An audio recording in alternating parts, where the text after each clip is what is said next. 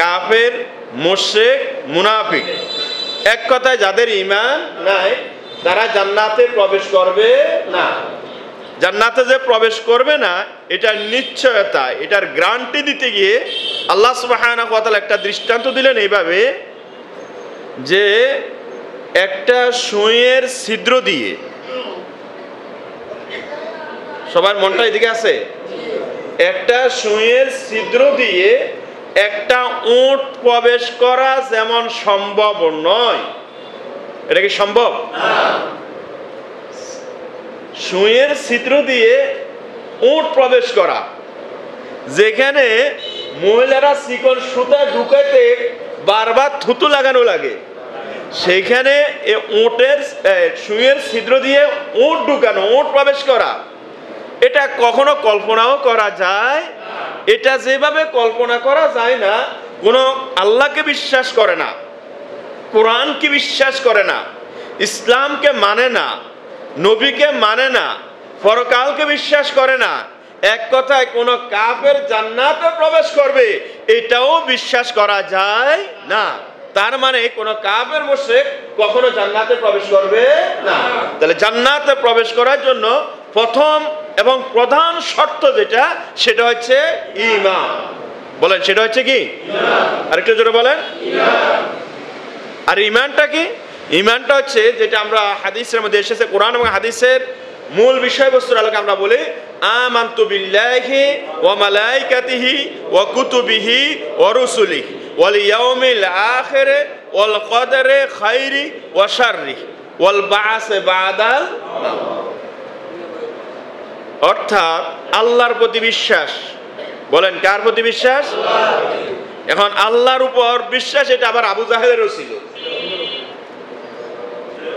আল্লাহর প্রতি বিশ্বাস, কথা বলেন না আপনারা, বলেন। শয়তান আল্লাহ যে আছে, শয়তান এটা বিশ্বাস করে না। তাহলে আল্লাহর প্রতি বিশ্বাস, এটাকে ঈমান বলা হয় না। আমানতু বিল্লাহি ওয়া মালাইকাতিহি। বলেন, আমানতু বিল্লাহি, আল্লাহকেও বিশ্বাস করতে হবে, ফেরেশতাদেরকেও বিশ্বাস করতে হবে। আল্লাহর ফেরেশতা আসেনি? জোরে বলেন। চোখে দেখা যায় না, দেখা না গেলেও বিশ্বাস করতে হবে আল্লাহর তৈরি একদল ফেরেশতা আছে। আপনি আল্লাহকে বিশ্বাস করলেন, ফেরেশতা আছে, এটা যদি বিশ্বাস না করেন তাহলেও আপনি ঈমানদার হতে পারবেন না। ওয়া মালাইকাতিহি ওয়া কুতুবিহি, এবং এই কোরআন, বলেন কি? জোরে বলেন। এই কোরআনের ভিতর আছে, কোরআন ছাড়াও আরো বড় বড় তিনটা কিতাব নাজিল হয়েছে, তাওরাত, জাবুর, ইনজিল। বলেন, সবাই বলেন, সবাই বলেন। আপনি কোরআনকেও বিশ্বাস করতে হবে, তাওরাত, জাবুর, ইনজিল এগুলা আল্লাহর কিতাব, এটাও আপনাকে বিশ্বাস করতে হবে। তবে এখানে পার্থক্যটা একটু শুনে রাখুন, কোরআনকে বিশ্বাসও করতে হবে, মানতেও হবে। আর তাওরাত, জাবুর বিশ্বাস করবেন, তবে মানার প্রয়োজন নাই। কে বুঝেন নাই? কি বলছি বলেন। কোরআনকে কি করতে হবে? শুধু বিশ্বাস করলে হবে?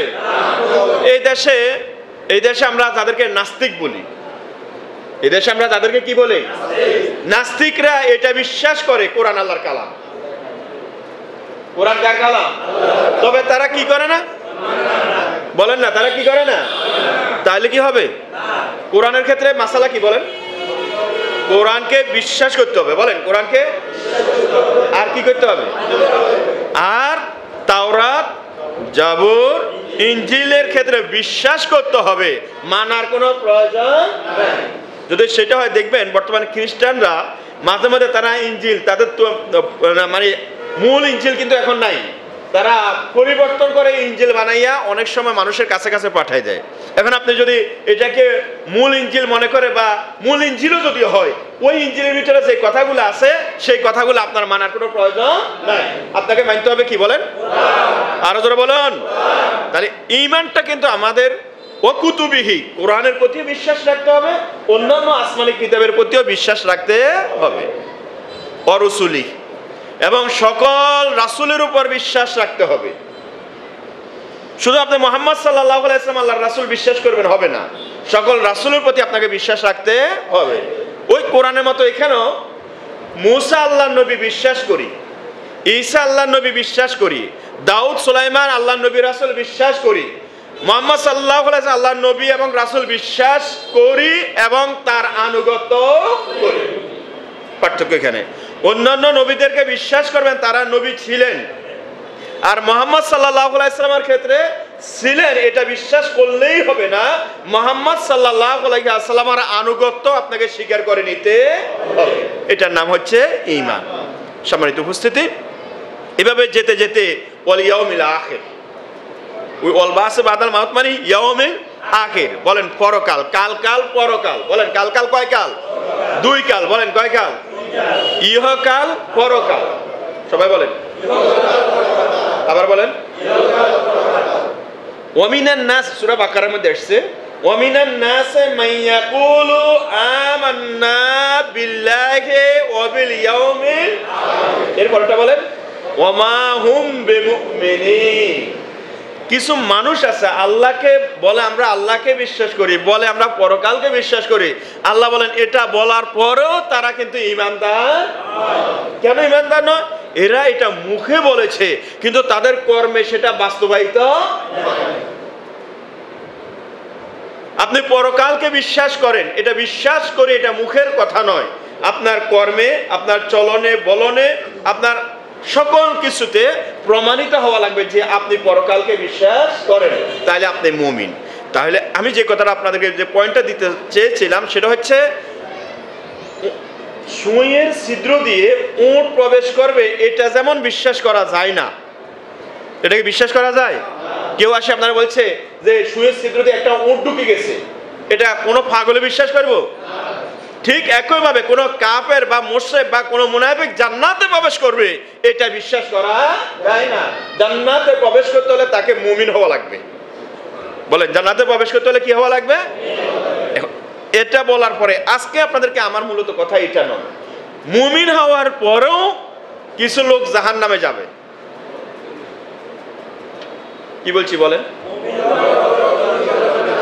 আরেকটু সহজে বলি, ঈমান থাকার পরেও জাহান্নামে যেতে হবে। এবার বুঝছেন কথা কি বলছি বলেন? একটু সবাই বলেন না ভাই। ঈমান থাকার পরেও কোথায় যেতে হবে? তো নাউজুবিল্লাহ কি বলা দরকার নাই? নাউজুবিল্লাহ কেন বলছে? নাউজুবিল্লাহ অর্থ কি বলেন তো? আল্লাহ মাফ করুক। নাউজুবিল্লাহ মানে আল্লাহ মাফ করুক, বাগ্গালি ওই যা বুঝছে তা বল।